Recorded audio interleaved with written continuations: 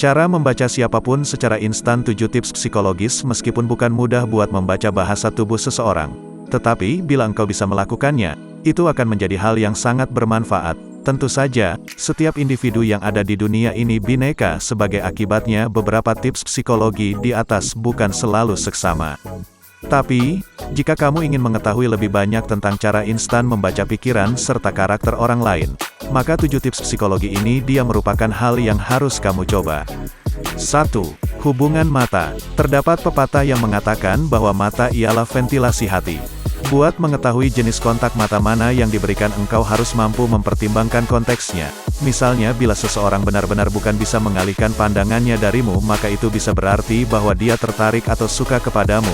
Pada sisi lain, ketika kau bertatapan menggunakan orang lain dan lalu beliau tak mampu melihatmu kembali, maka itu mengindikasikan bahwa dirinya merasa gugup atau menyembunyikan sesuatu.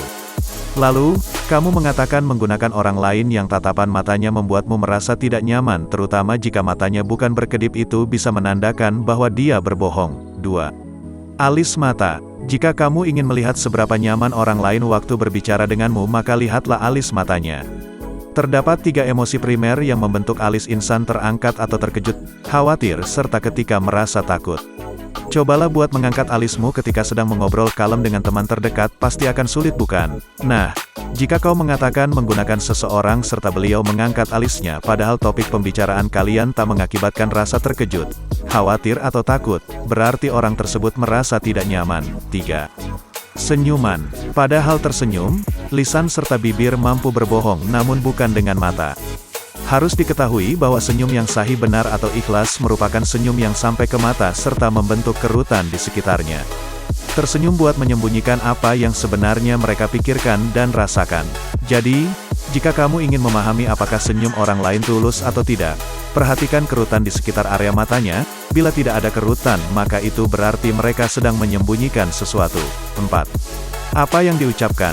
Bila kamu bertemu menggunakan seseorang buat pertama kalinya dan dia terus-menerus menyampaikan hal positif seperti memuji pasangan atau rekan kerjanya, maka kemungkinan besar orang tadi mempunyai kepribadian yang cukup baik. Penelitian menunjukkan bahwa semakin seringkali seorang menilai positif orang lain sebagai pribadi yang baik, sopan, penuh kasih serta santun, maka kemungkinan besar dia juga mempunyai sifat-sifat tersebut. Begitu juga kebalikannya. Jika sering mengungkapkan hal-hal buruk, maka orang itu pula cenderung memiliki karakter yang sama. 5. Parabahasa. Parabahasa adalah sebuah bentuk komunikasi nonverbal mirip gerakan tangan, ekspresi paras, postur tubuh, dan gelengan kepala. Pada dasarnya parabahasa merupakan sebuah cara yang rupawan buat mengetahui pikiran lawan bicara kita menggunakan memperhatikan seluruh aspeknya. Contohnya, jika seseorang menggunakan nada terus-menerus buat merespon perkataanmu, maka kemungkinan besar beliau tak senang atau tak tertarik menggunakan istilah-istilah yang kau lontarkan. Kemudian, saat ada yang menggunakan sarkasme, itu mengindikasikan bahwa apa yang sebenarnya ingin dikatakan berkebalikan menggunakan apa yang diucapkannya. Jadi, perhatikanlah fokus yang diberikan lawan bicaramu saat bertutur kata serta lihat bagaimana cara pelafalannya. Ini dapat memberikanmu petunjuk wacana apa niat mereka yang sebenarnya. 6. Lirikan menyamping.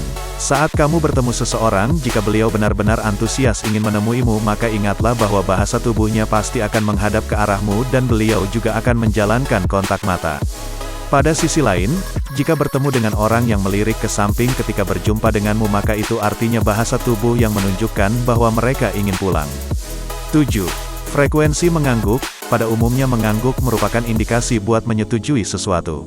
Akan tetapi perlu diketahui bahwa bila terdapat orang yang mengangguk hiperbola, maka itu mungkin mengindikasikan bahwa mereka cemas ihwal sebuah kesepakatan.